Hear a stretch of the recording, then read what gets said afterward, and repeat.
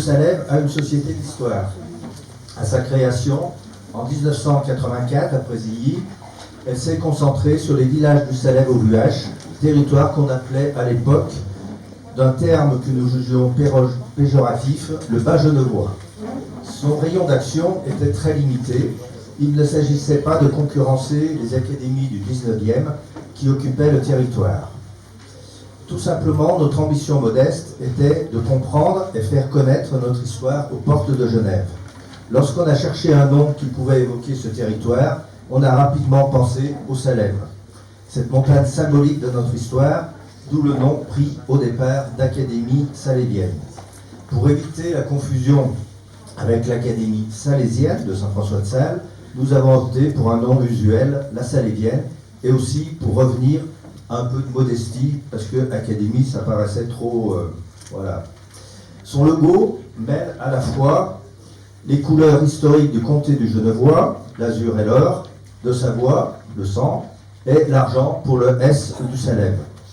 Quand en 1988, nous avons créé une revue, nous avons choisi comme titre les Échos saléviens. Bien sûr, dans la continuité de notre nom d'association, mais aussi en référence aux travaux d'un célèbre collongeois, Paul Taponnier, qui avait créé des Échos saléviens éphémères en 1950, avec des articles notamment sur les communes de Collonges et des environs. Ces Échos saléviens en sont au numéro 25. De fréquence erratique au début, ils sont annuels depuis le milieu des années 1990. Ces Échos saléviens ont depuis leur début fortement voyagé, puisqu'ils ont été vendus bien au-delà des deux côtés de notre frontière commune, et notamment en Belgique, Angleterre, Hollande, Israël, Japon, Pologne, USA, etc. Alors, nos conférences, nos publications et visites nous ont fait découvrir, ainsi qu'à nos adhérents et lecteurs, ce Salève, qui jusqu'à présent avait été étudié quasiment fortement par des Genevois surtout, universitaires et érudits, et très peu par des Savoyards ou des Français. Le peu de temps à disposition pour vous présenter les actions de la Salévienne concernant uniquement le Salève, les communes du Salève, m'impose à vous proposer presque une litanie de nos actions, litanie que je vais développer par thème. Au niveau archéologique, par exemple, nous avons publié un travail d'Emmanuel Ferber sur le fanum de 10 temples découverts en 2005 sur la commune de Présilly, datant du 1er siècle avant Jésus-Christ jusqu'au 2e siècle après Jésus-Christ. Alors que le site commençait à être détruit en vue de faire un dépôt des gravats du tunnel, sous mention, notre intervention a permis une sauvegarde du site qui a été soigneusement recouvert pour permettre d'autres recherches aux soins des générations futures. Maurice Baudrillon a ouvert le débat sur ce qui est considéré par des historiens comme un cromlech au sommet du Salève, alors que d'autres émettent des doutes sur l'ancienneté de cet alignement de pierres en forme ovoïdale. Alain Mello, dans son article « Comprendre les paysages saléviens », décrit avec compétence scientifique la formation du territoire et son évolution grâce au travail de l'homme, jusqu'à l'exploitation du fer au sommet du Salève, au 7e siècle ou un peu plus tard par les Chartreux au 12e siècle.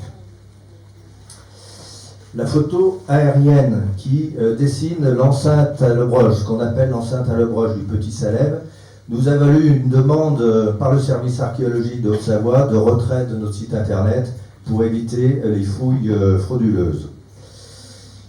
Alors, au niveau de l'aménagement du Salève, cette fois-ci, Gérard Lepère a retracé avec précision et moult détails l'histoire du chemin de fer du Salève, qui était le premier chemin de fer à crémaillère à être électrifié au monde. Dans les prochains mois, d'ailleurs, on sortira une nouvelle édition très enrichie, avec beaucoup d'illustrations. Il en connaît tous les détails, y compris la taille des boulons. Grâce à la Fondation Braillard, nous avons également publié l'histoire du téléphérique du Salève, qui, lui, a tué le chemin de fer évoqué précédemment. Notre regretté ami Philippe Duret a écrit une histoire des carrières du Salève, pas encore publiée. Alors, au niveau des hommes qui ont marqué l'histoire locale, la Salévienne a publié une bibliographie de Paul Taponnier, que l'on appelait Paul du Salève, et qui était un dirigeant local influent avant la guerre de 14, en étant président de l'Action catholique de la jeunesse française, député après la guerre à la Chambre bleue de Horizon, maire de Collonges et créateur des premiers échos saléviens, et qui a laissé le témoignage de sa vie et des événements qu'il a vécus quasiment au fil du jour. De l'autre côté du Salève, Josette Buzaret, à qui je veux une pension amicale dans ces moments difficiles, a évoqué la vie de Louis Armand, né à Cruzeil et qui fut un brillant ingénieur, académicien, européen, écologique, etc. La liste des fonctions, inventions, idées d'avant-garde aurait pu prendre la totalité du temps de la conférence. Il était considéré comme l'homme le plus intelligent de France. C'est à Chris Poole, une Anglaise, que l'on doit un article sur George Ruskin, le Victor Hugo anglais, entre guillemets, lorsqu'il était en séjour à Mornay, au pavillon des Glycines, entre 1862 et 1863. Localement, il laissera un témoignage par des peintures, dont celle-ci est une coupe idéale du Salève, qui doit être sur la prochaine diapo. Voilà. Nous avons contribué également à alimenter un ouvrage qui traite de la maladie de Wagner lorsqu'il était également au pavillon des Glycines quelques années auparavant. Nous avons évoqué Marcel Griaule, le fameux ethnologue qui a découvert les Dogons, entre guillemets, et qui habitait à Collonges et qui a hébergé Manuel Azaña, le président espagnol. Ce dernier a dû abdiquer sous la pression de Franco et a signé sa démission à Collonges, sur une table offerte à la mairie de Collonges par Luc Franzoni. Une plaque commémorative a été déposée à cette occasion. Nous venons également de sortir un ouvrage d'instituteurs nés au pied du Salève, à Nédan et à Beaumont, qui ont été des pacifistes, syndicalistes, internationalistes et jurétiens, avec notamment des correspondances avec Romain Roland, Lucie Colliard et bien d'autres. Au niveau des communes, je citerai les monographies des communes de Beaumont, 1814-1840 par Félix Crozet, et la très belle monographie d'Andiguy de Dominique Bouvrat, qui aborde aussi une partie de celle de Saint-Blaise lorsque les deux communes ont été réunies sous la Révolution. Dominique Bouvrat a écrit aussi une monographie de Saint-Blaise, pas encore publiée. Une partie de l'histoire de Nédan nous a été révélée par Michel Cusin et René Tagan, notamment à la période charnière de 1754, lorsque la Nédan genevoise et protestante devient savoyarde et catholique. Une belle occasion aussi de cerner les imbrications des territoires entre Genève et Savoie, héritées du Moyen-Âge. Je citerai également la dynamique que nous avons créée à partir du cadastre des années 1730. Nous avons commandé à Dominique Barbero et fait acheter le dépouillement de ce travail pour l'ensemble des communes du Salève. Ainsi, nous avons une connaissance très précise de la couverture végétale ou agricole du Salève en 1730, les noms des propriétaires, le parcellaire, la toponymie, l'implantation des bâtiments, les cultures, les chemins, etc. Dans le cadre de la Maison du Salève, nous avons réalisé avec un groupe d'universitaires, piloté par Charles Lucie et avec Alain Bulat, une reconstitution du territoire de l'extrémité du Salève, du côté des Tambières et Verriers, et comparer l'évolution à la situation de l'an 2000. Une première mondiale, c'était vers l'an 2000-2004 par là, qui est permise grâce au plus vieux cadastre du monde, enfin celui entièrement cadastré du duché de Savoie, et aussi grâce aux nouvelles technologies. Avec le livre richement documenté de Christian Regat sur le château des Avenières, situé sur la pente sud du Salève, sur la commune de Cruzeil, la réalité historique dépasse le roman. La vie trépidante d'une riche américaine avec un prince indien, de l'ésotérisme, de l'astrologie, de l'astronomie, un vrai scénario pour un film. L'achat d'une collection de 3000 cartes postales du Salève, dont de nombreuses datant des années 1900, nous permettra à terme de porter un regard sur l'évolution du territoire, tant au sommet du Salève que sur les communes environnantes. Sur notre site internet, plus de 1500 photos sont présentes, dont plus de 1000 concernent les communes du syndicat du Salève. À chaque fois, elles sont commentées. Alors la Salève, toujours par rapport aux communes, est à l'origine des blasons des communes de Présilly et de Beaumont. Avec la création d'une section dans les bornes, en 2015, c'est l'histoire du pan sud-sud-est du Salève que nous sortons de l'ombre historique, grâce tout particulièrement à Nathalie Debise, et avec des articles et surtout des dons de mémoire sur les communes du Sapet, Vauvray et Villy-en-Borne, principalement. Au niveau de la toponymie et des origines franco-provençales, à la demande de M. Duval, président du CIVOM à l'époque, il a demandé à la Salévienne une étude sur les hydronymes. 172 hydronymes sont recensés, dont ceux du versant abrupt du Salève. Il reste encore à voir les origines franco-provençales pour la plupart de ces hydronymes. De mon côté, j'ai recensé près de 50 toponymes laissés par l'activité de la Chartreuse et près de 100 toponymes pour la seule commune de Présilly, qui sont en cours d'analyse par l'Institut Gardette des langues régionales de Lyon. D'autres communes ont fait l'objet d'un recensement, principalement sur la base du cadastre sarde. Au niveau historique, nous avons traité de sujets très différents. La Chartreuse est évoquée par un article de Marielle Després consacré à un acte entre la Chartreuse et ses fermiers autourais. L'Atlas historique du pays de Genève de Claude Barbier permet de voir depuis plus de 2000 ans sous quelle souveraineté dépendait le Salève. Avec l'Atlas du Grand Genève, état des lieux pour un progrès durable, c'est toute l'économie de la région qui est étudiée par Charles Hussy, bien au-delà du Salève et de ses communes, avec les conséquences du développement de l'économie transfrontalière.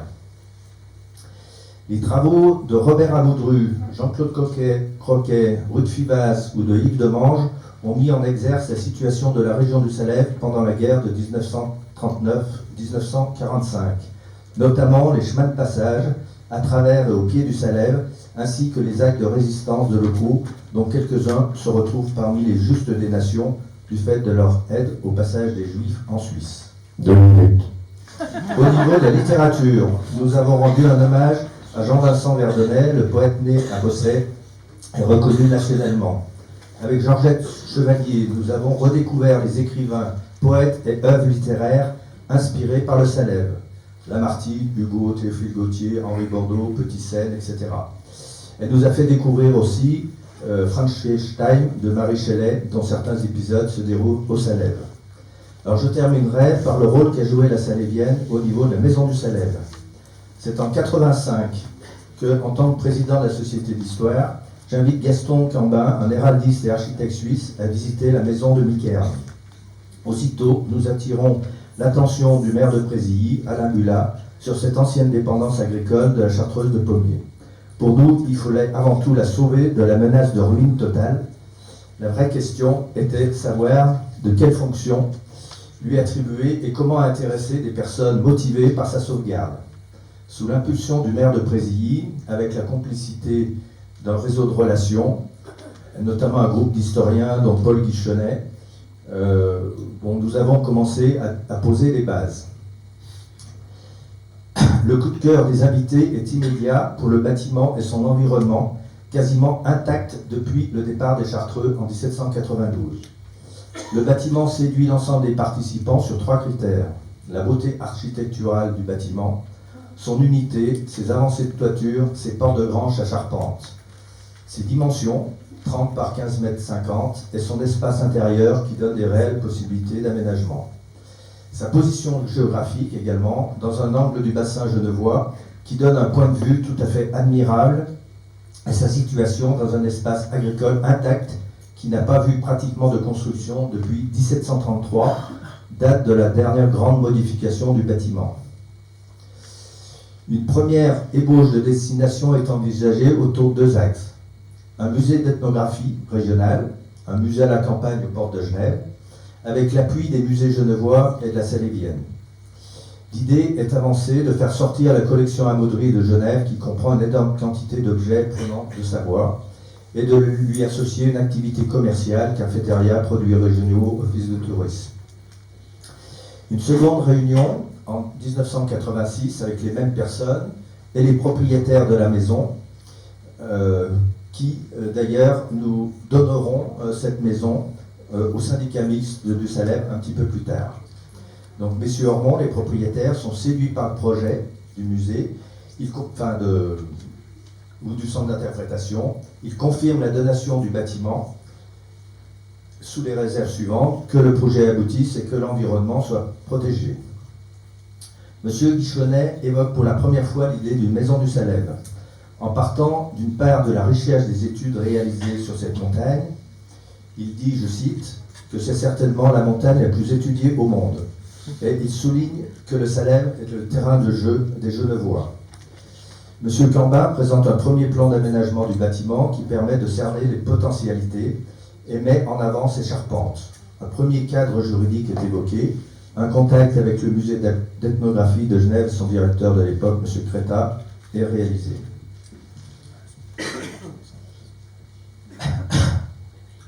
Alors, on développe aussi l'idée d'un projet transfrontalier avec Genève. Une fondation est même envisagée pour soutenir le projet financièrement et lui assurer une pérennité. Contact est pris avec M. Gillian, délégué du Conseil d'État aux affaires régionales. Ceci est très ouvert au projet et assure le canton de sa participation de principe. Mais le Conseil général de la Haute-Savoie a d'autres priorités. Le projet est mis en suspens en attendant des jours meilleurs. M. Ormond prend l'heureuse initiative à ses frais de restaurer le toit en attendant de trouver une destination à cet ouvrage. Quelques années plus tard, en 1993, la région met en place les plans de développement. La direction de l'agriculture réunit dans ses locaux d'Annecy les acteurs du patrimoine, des associations, dont la Salévienne, Codérando, etc., des élus pour évoquer des projets d'intérêt locaux dont le financement pourrait être pris en charge partiellement par la région. En présence de M. Etalaz, qui était conseiller général, le président de la Salévienne relance l'idée du projet de la maison de Miquerne. L'appui de Martine Pichou est déterminant, elle croit au projet et donne une impulsion fondamentale. Le syndicat mixte du Salève se crée en 1994 sous l'impulsion de Raymond Fontaine et Alain Bulat reprend et fait avancer l'idée. Il embauche Corinne Bers pour étudier le projet, dont le premier travail est de rassembler les forces vives autour du projet, notamment les associations. Les idées fusent à nouveau, maison transfrontalière, musée ethnographique, maison du tourisme. Cette idée est approfondie et l'idée de maison du Salève est reprise. Une nouvelle réflexion s'engage et rapidement la préservation et la mise en valeur de l'environnement naturel du massif du Salève s'impose comme thème du travail. Plusieurs études sont alors engagées. La ferme du Miquerne est choisie comme étant le lieu d'accueil à la création d'une maison où chacun pourrait comprendre l'importance de respecter un site naturel remarquable mais fragile et réfléchir sur les relations complexes qui se sont mises en place au cours des siècles entre les hommes, leur environnement et le Mont Salève. C'est dans cet objectif que son propriétaire, M. Ormond, confirme le don en 1995 au syndicat mixte du Salève. Plusieurs Saléviens participent activement à la définition du contenu de la future maison, tout particulièrement Maurice Baudrillon, Michel Brand, Pierre Cusin, qui en deviendra le président du syndicat du Salève, jusqu'à son inauguration en 2007. La persévérance a payé, le bâtiment est sauvé, très bien restauré, après plus de 20 ans de discussion, d'espoir. Le Salève à sa maison et la préservation du Salève devient la préoccupation première du syndicat mixte du Salève. La maison du Salève est un de ses outils. Une autre histoire a commencé, notamment depuis 2007. Je vous remercie.